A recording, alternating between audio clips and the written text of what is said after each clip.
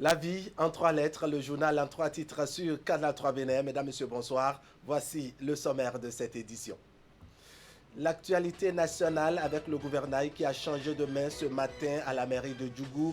Malik Seibou Gomina a pris officiellement les commandes des mains de son prédécesseur. Tout s'est déroulé au détour d'une cérémonie supervisée par le secrétaire général de la préfecture de la Donga. Eh bien, Alassane Aruna nous résume tout à l'heure la solennité qui a régné à l'hôtel de ville de la cité d'Ekbenzé. Et puis, la 7e édition de la journée africaine des frontières n'est pas passée sous silence cette année. À Grand Popo, dans le département du Mono, on a revisité la santé de nos frontières, mais surtout sécuriser les femmes à travers des cartes biométriques assorties des gels hydroalcooliques pour des gestes barrières. Naguib Alagbe nous vient avec plus de détails dans un instant. Et parlant justement de gestes barrières, la République fédérale d'Allemagne réagit de fort belle manière pour appuyer la partie béninoise.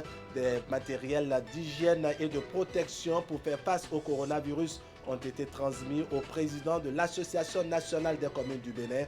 On parle des retombées du programme eau, hygiène et assainissement OCA2. Voilà pour le sommaire. Bienvenue. Bonsoir à tous. C'est sans doute le symbole d'un nouveau départ pour la commune de Djougou. Malik Seibou Gomina a pris les commandes ce matin des mains de son prédécesseur. C'est le secrétaire général de la préfecture de la Donga qui a supervisé le volet protocolaire de cette passation de charge. Tout s'est déroulé en présence des conseillers communaux et de l'honorable Wallis Zoumarou du bloc républicain. Le tout nouveau maire de Djougou dit avoir pris la mesure de la tâche à accomplir et s'engage à révéler, sinon à relever les défis de la commune avec la contribution aussi bien des autres conseillers du gouvernement que des populations elles-mêmes. On va suivre à cet effet le compte rendu que nous proposent Alassane Aruna et Abdou Rafouyaya. Je vous déclare, monsieur le maire, au nom du préfet du département de la Donga, officiellement installé dans vos fonctions de maire de la commune de Djougou. Des mots empreints de solennité qui installent officiellement Abdoul Malik Seibou Gomina dans ses nouvelles fonctions de maire de la commune de Djougou. C'est sous la supervision du secrétaire général de la préfecture et devant les conseillers, honorables députés, personnel administratif et les populations que Akbala Abishaï Abraham a cédé son fauteuil au nouveau locataire de l'hôtel de ville. Occasion pour le représentant du personnel administratif de témoigner sa reconnaissance au maire sortant pour l'esprit managérial dont il a fait montre durant son séjour à la tête de la mairie, avant de rassurer le maire entrant de la disponibilité de tout le personnel, de les servir avec loyauté tout au long de son mandat. Le mandat du maire, le respectable Seibou Gomina Malik, va s'ouvrir. Le personnel de la mairie vit intensément ce moment dans un sentiment de grands espoirs, et à juste titre. Alors que vous n'étiez pas encore conseiller communal, vos diverses actions et de développement que vous posez dans la commune n'ont pas passé inaperçues. Les différentes sollicitations des populations auxquelles vous faites face quotidiennement et dont les échos sont perceptibles à 1000 lieues nous sont parvenus. Vous êtes un homme de relations et d'action. Et c'est à juste titre que le maire sortant rassure son successeur que la ville dont il hérite a déjà posé les balises de son essor à travers un plan de développement communal bien étayé. Toutefois, beaucoup de défis restent encore à relever. C'est pourquoi je me permets d'attirer votre attention sur certains défis majeurs par programme de notre plan de développement. Sur le plan de la gouvernance locale, il faut et immanquablement poursuivre les réformes autour du guichet unique. Il faut aussi améliorer le cadre de vie en gérant efficacement les déchets solides et liquides. J'ai déjà ouvert plusieurs chantiers là-dessus. Sur le plan de l'aménagement et contrôlé du territoire communal, il faut actualiser le schéma directeur d'aménagement de notre commune. Il faut construire les ouvrages de franchissement communément appelés ponts. Nous avons fini certaines études, dont celui de Taïfa qu'on appelle généralement le pont Yéyé. Abdoul Malik Seibou Gomina est bien conscient de la tâche qu'il attend à la tête de la municipalité de Djougou. C'est pourquoi il en appelle à l'union des filles et fils de Djougou ainsi que l'accompagnement du pouvoir central pour hisser la cité au rang des villes émergentes du Bénin. L'heure est au travail pour que la flamme de l'espoir ne s'éteigne plus jamais. J'en appelle donc au sens de sacrifice de mes collègues conseillers. Nous sommes élus pour servir nos populations. Nous devons aussi développer l'esprit de redevabilité, donner le bon exemple en rendant compte à nos mandants comment leurs ressources sont dépensées et ce qui est fait pour améliorer leurs conditions de vie. Mesdames, Messieurs, Djougou est la 3e commune du Bénin de par le nombre d'habitants. Mais Djougou ne jouit pas de cet attribut. Djougou a été souvent le parent pauvre des communes du Septentrion. L'image qu'offre Djougou aujourd'hui n'est pas celle d'une ville préfectorale. Le département a besoin d'une ville de Djougou forte qui porte les ambitions légitimes de tête de gondole du nord-ouest du pays. Le Bénin a besoin de Djougou plus dynamique et plus audacieuse. Et ce dynamisme, cette audace, le gouvernement du président Patrice Talon doit pouvoir nous y accompagner à y parvenir. Nous attendons de lui un regard bienveillant. Nous attendons de lui une plus grande concentration de l'action gouvernementale avec des projets ambitieux et porteurs d'espoir pour la jeunesse, pour les femmes, pour les forces vives de la commune. Que veulent les populations aujourd'hui? Elles attendent l'assainissement de leur cadre de vie. Elles attendent l'amélioration de la voirie urbaine. Elles attendent l'extension du réseau électrique. Elles attendent d'avoir beaucoup plus de forages pour boire de l'eau potable. Elles veulent enfin bénéficier, comme bon nombre de communes, du projet asphaltage. Et nous savons que nous pouvons compter sur le président Patrice Talon pour qu'il nous aide à réaliser ces objectifs.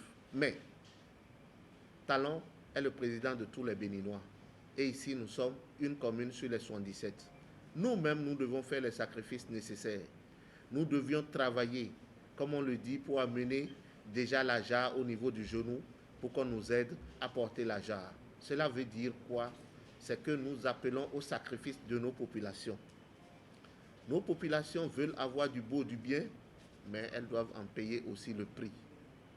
Il faudrait que nous comprenions qu'à partir d'aujourd'hui, c'est que nous entrons en communion tous pour le développement de notre commune.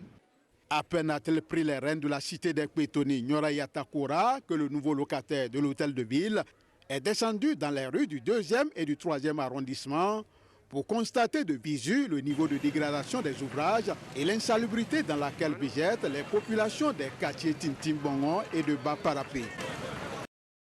Il n'y a visiblement pas de temps à perdre avec Malik Gomina à la mairie de Djougou. Félicitations donc, monsieur le maire, et du courage à vous pour cette nouvelle aventure qui ne fait que commencer. On change maintenant de destination pour atterrir dans le département de la Takora, à Natitengu plus précisément, où Régis Hippolyte Agossou nous apprend que le tout nouveau maire de la ville a aussi pris fonction. La cérémonie s'est déroulée à la salle de réunion de la mairie en présence des conseillers communaux, parents, amis et une bonne partie du personnel. Reportage. Signature de documents et transmission des dossiers du maire sortant à celui entrant. Voilà les temps forts qui ont marqué ce lundi 8 juin 2020 la cérémonie de passation de charges à la mairie de Natitengu. Après exactement 1 an à la tête du conseil communal, Éric Christophe Pontikamou passe le témoin à Tate Wendeama. Aujourd'hui, je remets les clés de la mairie à mon grand frère qui connaît très bien la maison. Je suis disponible, je suis conseiller communal, je serai à vos côtés tant que vous verrez que je suis nécessaire. N'hésitez pas. Le nouveau maire peut compter sur un personnel dévoué, mais qui ne lui demande qu'une franche collaboration et une écoute attentive. Monsieur le maire entrant, nous vous disons bonne arrivée. Ici, là, nous ne pouvons rien vous apprendre. Seulement, ce que nous voulons souhaiter, c'est de collaborer avec tout le personnel. Monsieur le maire sortant, nous vous souhaitons bon vent. Que Dieu vous accompagne. Le locataire de l'hôtel de ville de Natitengu reconnaît l'ampleur de la tâche qui lui incombe et promet travailler dans la sérénité. Je ne suis pas le plus intelligent ni le plus fort du groupe, mais être celui que Dieu a choisi pour placer à la tête afin de relever les défis du développement de Nati Tengou est une grâce. Mon présent mandat sera placé sous le signe de l'union, car en effet, l'union de toutes les filles et fils de l'ensemble des ethnies vivant dans la commune de Nati Tengou est primordiale. Le secrétaire général de la préfecture, en félicitant le maire sortant, a exhorté le nouveau au respect des tests et surtout au travail bien fait. Monsieur le maire entrant, je voudrais vous exhorter à une gouvernance participative et concertée, à adopter un bon leadership, à faire preuve de professionnalisme, d'impartialité, de rigueur au cours de l'exercice de vos fonctions. Tate Wendeama est officier principal de paix de police à la retraite. Avant d'être promu à la tête de l'hôtel de ville, il était chef d'arrondissement de Kotoponga dans la commune de Nati Tengou. À noter qu'avant la fin de cette cérémonie, le maire sortant a reçu de la préfecture de la Takora une lettre de félicitations pour le travail abattu durant 1 an à la tête de la mairie de Nati Tengou. Passation de charge également à la mairie de Boycon. Luc Setonji-Atropo cède son fauteuil à Rufino d'Almeida. Luc Setonji-Atropo qui atterrit à Cotonou devant amis, parents, personnel de la mairie et les conseillers. Le maire sortant ainsi que celui entrant ont procédé aux formalités qui consacrent la nouvelle autorité communale dans ses fonctions. Ici, la cérémonie de passation de charge a eu lieu hier mardi, nous précise Imet Hélène Amoussou. C'est officiel. Luc Atropo quitte la mairie de Boycon et laisse la gestion des affaires à son successeur. Par ses signatures et échanges de documents, Rufino d'Almeida prend désormais les commandes de la commune de Boycon. La passation de charge qui le consacre définitivement maire de la commune a eu lieu à la salle de délibération de l'hôtel de ville dans une atmosphère détendue. Le maire sortant a saisi l'occasion pour remercier ses collaborateurs et l'équipe préfectorale pour l'accompagnement. Et les connaissants, je crois formellement que la nouvelle équipe, avec à sa tête le maire Rufino d'Almeida, accompagné de ses adjoints, M. Gansey et Mme Elisabeth Agoussaga, bénéficiera du soutien de la tutelle. Je voudrais souhaiter que l'équipe qui s'installe fasse mieux que l'équipe qui est passée. Je sais que les ressources physiques, les ressources intellectuelles existent pour arriver à cette fin. Monsieur le maire, je voudrais vous féliciter pour votre brillante élection, vous et vos adjoints. Je souhaite vivement que toutes les fois que nous revenions ici, cette ville est à nous, que nous soyons plus fiers demain qu'aujourd'hui. Et je n'ai pas de doute par rapport à cela, parce que celui qui prend les rênes de la ville de Boycon, pas néophyte, puisqu'il a les clés de plusieurs ministères, ça devient un atout pour la ville. Et je me réjouis que la ville puisse compter sur son expérience, sur son savoir-faire. Tout en félicitant l'équipe sortante, le nouveau maire a réaffirmé sa détermination à travailler de commun accord avec les autres membres du conseil communal pour le rayonnement de la ville Carrefour. Rufino d'Almeida reconnaît l'immensité des défis à relever. Nous entendons faire de notre Boycon une ville modèle, modèle dans la gestion, modèle dans la mobilisation des ressources, modèle dans le développement à la base. Je voudrais en ce moment solennel, où vous me passez le témoin, vous remercier au nom des populations de Boycon pour l'œuvre accomplie durant autant d'années. Je puis vous garantir que la sagesse va prévaloir dans la gestion de notre cité et que nous ne sommes pas venus faire la chasse aux sorcières. Nous sommes venus faire du développement. Nous allons œuvrer pour nouer notre corde à la suite de celle que vous avez eu à tisser, afin que notre ville soit une ville dynamique, soit une ville plaisante, soit une ville carrefour. Et c'est de ce qualificatif-là que notre ville tire sa force. Et je ne doute pas un seul instant que dans cette œuvre-là, vous ne nous négocierez pas votre accompagnement. Chef de l'exécutif pendant plus de 10 ans à Boycon, Luc Atropo s'en va, fier du travail abattu. Il a invité les nouveaux conseillers à ne pas jouer les anticonformistes et à accompagner la nouvelle autorité communale dans la concrétisation de ses ambitions. Son successeur, quant à lui, entend travailler à une forte mobilisation des ressources locales en vue d'impacter de par ses actions le quotidien de ses administrés. On reste avec vous, Imet Hélène Amosso, pour faire le point de toutes les équipes communales installées dans les départements du Zou et des collines. Il y a eu de nouvelles têtes au niveau de certaines communes, sans oublier des renouvellements de mandats pour ceux qui ont bénéficié de la confiance de leur parti politique et des populations à la base. Reportage. Nikez Fagnon, à nouveau maire de la commune de Dassa. L'annonce de sa désignation par les responsables de parti de l'Union progressiste est venue boucler le périple du préfet intérimaire des collines pour la constitution des équipes dirigeantes des communes de cette région. Mais avant Fagnon, Firmin Akpo et Denis Tchabi-Oba ont également été choisis respectivement comme maire de la commune de Ouessé et de Savé. De l'autre côté de Savalou, Wendo Delidji du bloc républicain a été désigné pour succéder à Prosper Yao Irou-Kora. Nous sommes appelés désormais à travailler la main dans la main, à travailler ensemble pour relever les défis qui nous attendent. Je profite pour demander à la population de Savalou d'être serein, qu'ils ont une équipe décidée à rendre Savalou, à transformer Savalou pour que nous puissions y vivre mieux.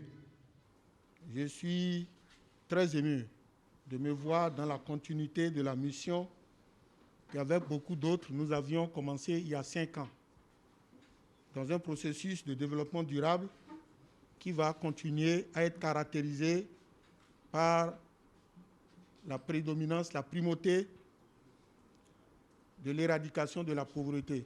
C'est une fierté pour nous, c'est une grande joie pour nous que les populations de Savé aient compris qu'il faut accorder désormais le suffrage à des gens capables de travailler pour l'émergence sociale, économique et culturelle, et voire même culturelle de la commune de Savé. Dans le Zou à Ouenri, c'est Jonas Ouessou qui assumera pour les 6 années à venir la fonction de la première autorité de la ville. À Agbanizou, Clétus Kouroli succède à Gaspard Bolihono. À Djidja, pour cette 4e mandature de la décentralisation, Denis Glegbeto a été désigné par les leaders du bloc républicain pour assumer les charges de maire de la commune. Félicien Daouian et David Zinsou Touedje sont ceux choisis pour conduire les destinées de Zakota et de Zobodomé. À mes collègues conseillers, les honorables conseillers, les campagnes sont terminées, les tractations sont finies et je pense que la population nous attend pour un seul objectif. Cet objectif, c'est le développement de Zakota. Nous formons désormais une équipe et nous devons travailler la main dans la main pour que cette population qui nous a portés à ce niveau ne soit pas déçue. Élus ou désignés, ces nouveaux maires sont dorénavant face à de nombreux défis. Tout au long de leur mandat, ils sont appelés à travailler mieux que leurs prédécesseurs en vue de porter les aspirations de l'exécutif qui, depuis plus de 4 ans, a engagé de nombreuses réformes allant dans le sens de l'amélioration des conditions de vie des populations et de la gouvernance depuis le niveau central jusqu'à celui décentralisé. Célébration à Zokikome dans l'arrondissement frontalier d'Agoué, commune de Grand Popo, de la 7e édition de la journée africaine des frontières. Plusieurs activités sont prévues dans ce cadre, mais elles s'ouvrent sur une cérémonie de remise de 250 cartes biométriques aux femmes de la localité et de celles environnantes, ainsi que la remise de plusieurs dizaines de litres de gel hydroalcoolique et des centaines de masques destinés à renforcer la résilience des bénéficiaires face à la propagation du coronavirus. C'est un reportage signé Nagui Balagbe et Elvis Tonokwe. Vous le savez peut-être, mais vous aurez le temps de découvrir tous les avantages liés à l'usage de cette carte-là. Je voudrais donc vous prier d'en faire un très bon usage, et surtout la garder précieusement. Parce que si vous perdez ça, c'est comme si vous perdiez votre vie. Je vous le souhaite. La démarche a réjoui son monde. 250 femmes à Agoué, dans la commune de Grand Popo, sauvées par l'Agence béninoise de gestion intégrée des frontières ABGF, des tracasseries policières et pas seulement, d'une frontière à une autre. Ceci dans le cadre de la célébration de l'édition 2020 de la Semaine des frontières africaines, traduite au Bénin, en la Semaine des frontières béninoises. Les bénéficiaires ont reçu leur parchemin symbole d'une quête d'intégration et d'atténuation de la vulnérabilité des communautés, voulue par la communauté économique des États de l'Afrique de l'Ouest et soutenue par la coopération allemande, GIZ. Aujourd'hui, nous sommes en train de célébrer la semaine des frontières et dans le cadre de la célébration de cette semaine, plusieurs activités ont été initiées, dont la remise des cartes biométriques aux femmes. Cette activité nous a permis de mettre à disposition d'un certain nombre de femmes environ 250 cartes biométriques, leur permettant de faire plus facilement leurs activités de part et d'autre de notre frontière. Ce qui est important à savoir, elles sont les premières à l'avoir au Bénin, que ça part de maintenant que ce document est lancé. Cette célébration empruntera par ailleurs à son contexte qui reste à la lutte contre la propagation de la maladie du coronavirus. La BGF de faire alors d'une pierre plusieurs coups pour participer à ce que les populations cibles tiennent le coup. Plusieurs dizaines de litres de gel aseptisant et des centaines de masques ont été remis aux populations, toujours pour marquer cette célébration, dont le thème est, rappelons-le, gestion des frontières et enjeux sanitaires, la prise en charge de la Covid-19. Dans ce cadre, nous avons souhaité donc distribuer des masques, mais aussi de mettre à la disposition d'un certain nombre de groupes un certain nombre de matériel. Par exemple, pour l'Union des adeptes du culte des divinités, nous avons promis 500 masques, 1290 litres de liquide et autres. Les autres seront mis à la disposition des centres de santé. Vous savez très bien que c'est la maladie d'actualité et qu'il faut que nous puissions nous préserver pour pouvoir participer au développement.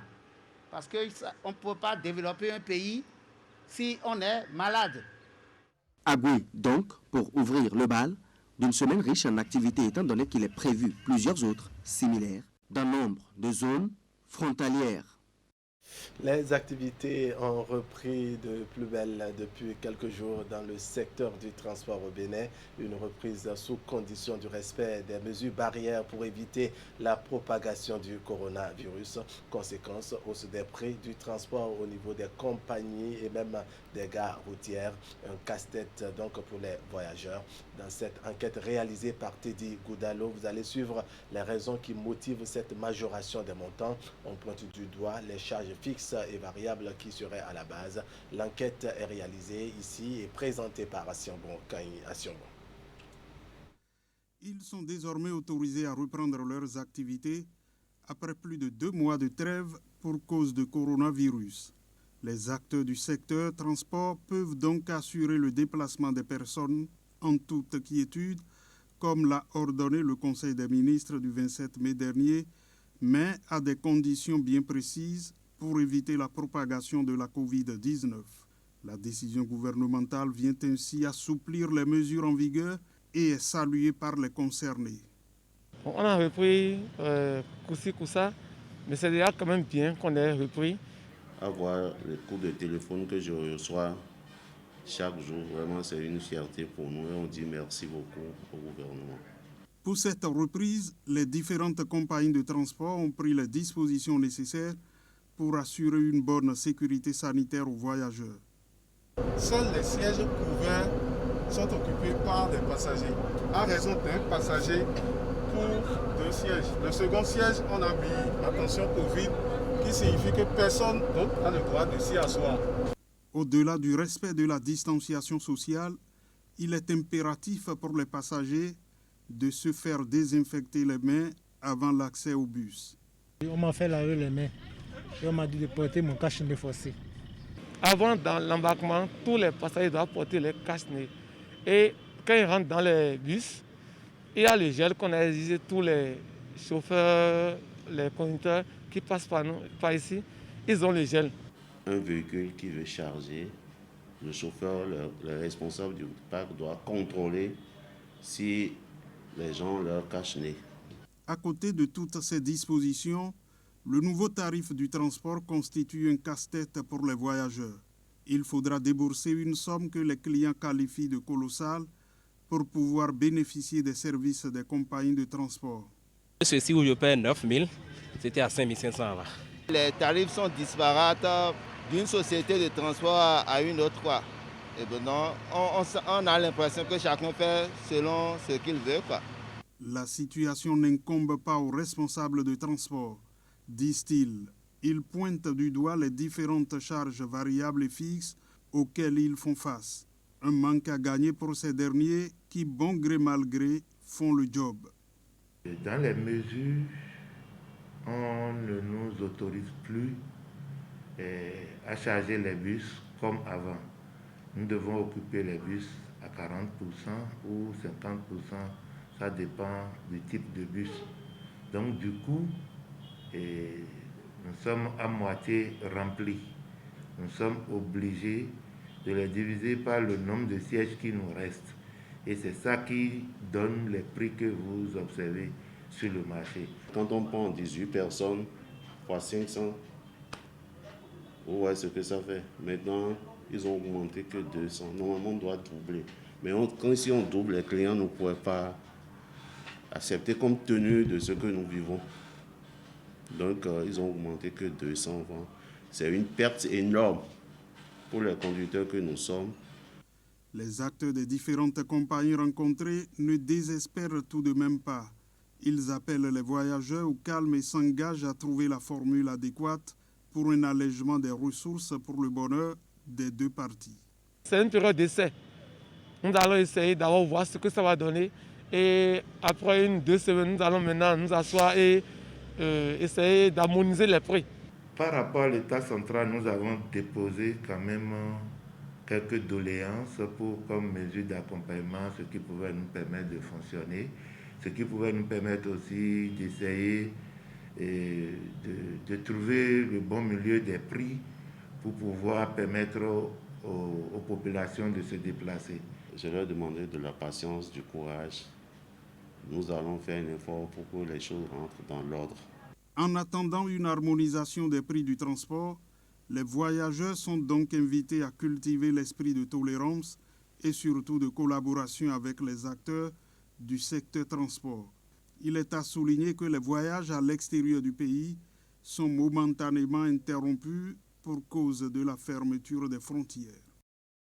185 kits de lavage des mains, 300 bidons de savon liquide et 2 spots de sensibilisation essentiellement destinés aux lieux publics. C'est le don reçu ce mardi par le président de l'Association nationale des communes du Bénin, ANCB. C'est le fruit des bonnes relations avec la République fédérale d'Allemagne à travers le programme Eau, Hygiène et Assainissement ProCA2. La cérémonie de réception officielle de ces dons a eu lieu au siège de l'ANCB, c'est dans la commune d'Abomey-Calavi. Voici maintenant le compte rendu signé Ulrich Gaba et Derou Pévi.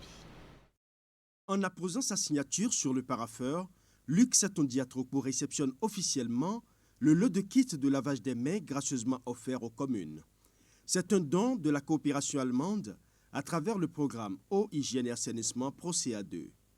Parce que qu'est-ce qu'on fait avec Eau et Hygiène? Toujours, on essaye de couper le voie de transmission des maladies, y compris le corona.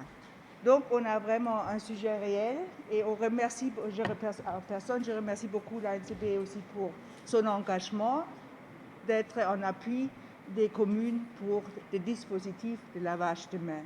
Entre des amis, on s'aide. Et c'est pour cela que je suis très redevable à la GIZ et surtout à Madame Fink, qu'elle est très vite courue à la besogne pour développer un petit programme de soutien dans son programme de ProCA pour venir à la rescousse du Bénin et des communes surtout. Ça veut dire le matériel qu'on a l'honneur de remettre aux destinataires. Aujourd'hui, il s'agit, à part le matériel de sensibilisation, de 200 dispositifs de lavage des mains et de 300 bidons de 5 litres avec du savon désinfectant. Et je suis très heureux que Mme Fink a pris l'initiative pour que les destinataires dans les 338 communes puissent bénéficier de cet appui. Pour le président de la fêtière des communes du Bénin, Ce geste vient à point nommé pour renforcer les nombreuses mesures déjà prises pour combattre la Covid-19. Au nom des bénéficiaires, il exprime sa gratitude aux donateurs. Au nom du bureau de l'ANCB, je voudrais vous remercier. Je voudrais vous rassurer que les dispositifs de lavage que vous nous offrez aujourd'hui seront utilisés à bon escient. C'est vrai, et Mme Fink l'a dit, il y a encore beaucoup d'endroits, notamment de lieux publics, qui ne bénéficient pas encore de ces dispositifs. Stop! Distance de 1 mètre au moins. Covid-19 oblige. Moi, j'ai pourtant porté mon masque. Le masque, oui, mais le lavage des mains d'abord. La présente cérémonie a également permis de lancer officiellement 2 spots de sensibilisation contre la Covid-19. Ces spots sont essentiellement réservés à l'usage public dans les 38 communes d'intervention du programme. Le précieux don réceptionné sera donc affecté aux communes bénéficiaires pour permettre aux populations de mieux s'outiller contre la pandémie du coronavirus. Voilà, on va quitter ici pour aller se laver les mains et respecter les gestes barrières puisque c'est la fin de cette édition. Merci de nous avoir suivis. L'information continue sur Canal 3 Bénin. On va se retrouver demain à 19h31 pour partager le reste de l'actualité. Comme d'habitude, sur Actu Matin très tôt à 7h, on va feuilleter ensemble les parutions du jour. Ce serait la une des journaux. Allez, portez-vous bien.